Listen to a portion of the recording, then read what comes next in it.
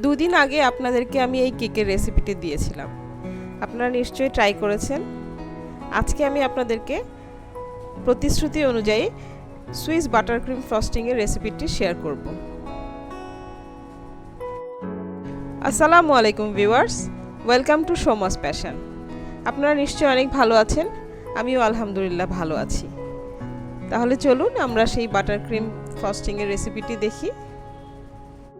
অল্প কিছু উপকরণ দিয়ে খুব সহজেই আমরা এই ফ্রস্টিংটা তৈরি করতে পারবো। আমাদের লাগছে 1 কাপ চিনি, আধা কাপ ডিমের সাদা অংশ। এখানে আপনাদের ডিমের সাদা অংশটা আধা কাপ করতে 3টাও লাগতে পারে ডিম, 4টাও লাগতে পারে। আমার 3টা ডিম লেগেছে কারণ ডিমগুলো বড় ছিল। আর নিয়েছি আমি 200 গ্রাম বাটার, আর সাথে আছে 1 চা চামচ ভ্যানিলা এসেন্স।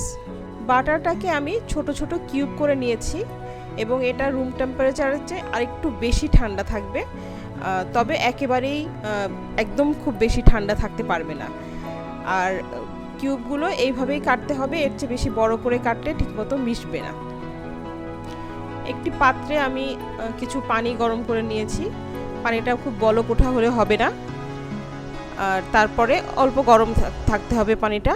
আর পানির উপরে আমি একটি বাটি ধরেছি, এই বাটিটাতেই আমি ফ্রস্টিংটা তৈরি করব। বাটির থেকে পানির ডিফারেন্সটা 2 থেকে 2.5 ইঞ্চি থাকতে হবে, পানিটা গরম পানিটা যাতে বাটির মধ্যে না লাগে। প্রথমে আমি ডিমের সাদা অংশটা দিয়ে দিচ্ছি, তারপরে চিনিটা দিয়ে দিলাম।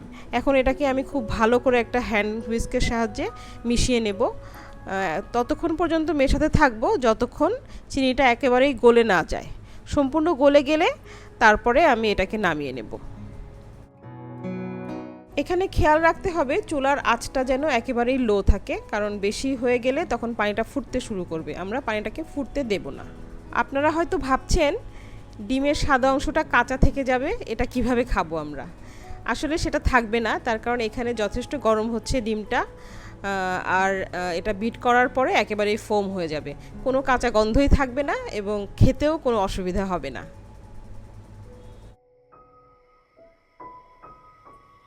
চিনিটা পুরোপুরি গলে গেছে। এখন আমি একটা ইলেকট্রিক বিটারের সাহায্যে মিডিয়াম স্পিডে এই মিশ্রণটাকে অনেকক্ষণ বিট করব। আর এখানে আপনার খেয়াল রাখতে হবে যে বিটারের স্পিড যেন খুব বেশি না হয়, আস্তে আস্তে মিডিয়াম স্পিডে এটাকে ফোমি মেরাং তৈরি করতে হবে। তো আমরা বেশ কিছুক্ষণ এটাকে বিট করছি।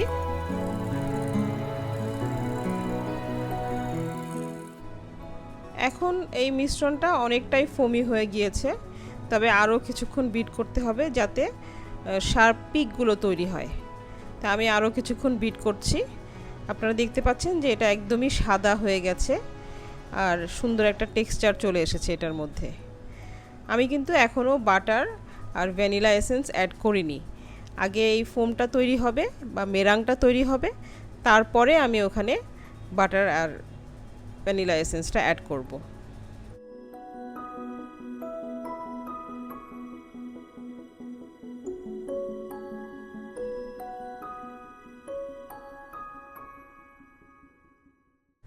এখন মেরাংটা প্রায় হয়ে গিয়েছে, আর একটু কিছুক্ষণ বিট করলেই আমরা আমাদের মেরাংটা পেয়ে যাব। এই দেখেন ভিউয়ার্স, এটা একেবারেই স্টিফ হয়ে গেছে, এটা এখন পড়বে না, এটা স্টিফ হয়ে গেছে। আর এই পর্যায়ে দেখতে হবে যে বাটিটা ঠান্ডা হয়েছে কিনা বা মিশ্রণটা ঠান্ডা হয়েছে কিনা। ঠান্ডা না হওয়া পর্যন্ত আমরা বাটারটা অ্যাড করতে পারবো না, তা না হলে বাটারটা গলে যাবে। সো যদি ঠান্ডা না হয়ে থাকে তাহলে আমাদেরকে কিছুক্ষণ ওয়েট করতে হবে এই মিশ্রণটা ঠান্ডা হওয়ার জন্য।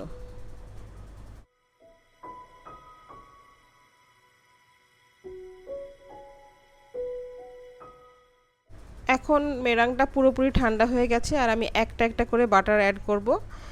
আপনাদেরকে যেটা বলেছিলাম যে বাটারটা একসঙ্গে অ্যাড করা যাবে না, একটা একটা করেই টুকরা অ্যাড করতে হবে, আর ঠান্ডা অবস্থায় এটা অ্যাড করতে হবে।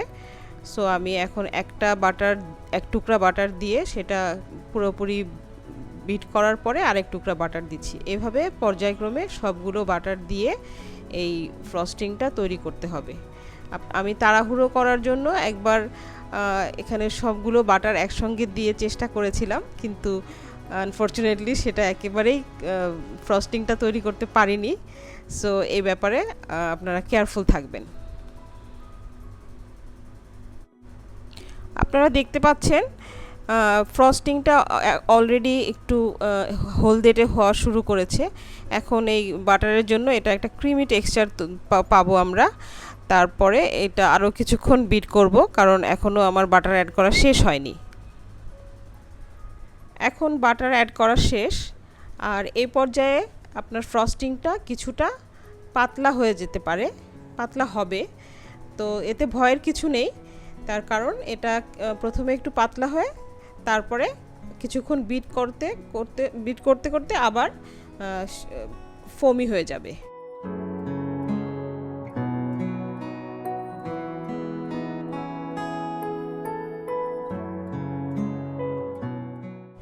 কিছুক্ষণ বিট করার পরে আপনারা দেখতেই পাচ্ছেন যে এটা আবার স্টিফ হয়ে গেছে। এখন এটা ব্যবহার করার উপযোগী হয়েছে। আর এর মাঝখানে আমি ভ্যানিলা এসেন্সটা অ্যাড করে দিয়েছি। ফ্রস্টিংটা আপনারা ইনস্ট্যান্ট কেকে দিয়ে ইউজ করতে পারেন, আবার একদিন বা 2 দিনের জন্য ফ্রিজেও রেখে ইউজ করতে পারেন। আর বেশি দিন যদি রাখার প্রয়োজন হয় তাহলে আপনারা ডিপে রাখতে পারেন। এক্ষেত্রে ফ্রিজ থেকে ফ্রস্টিংটা বের করে আবার কিছুক্ষণ বিট করে নিতে হবে, তাহলে এটা ব্যবহারের উপযোগী হবে।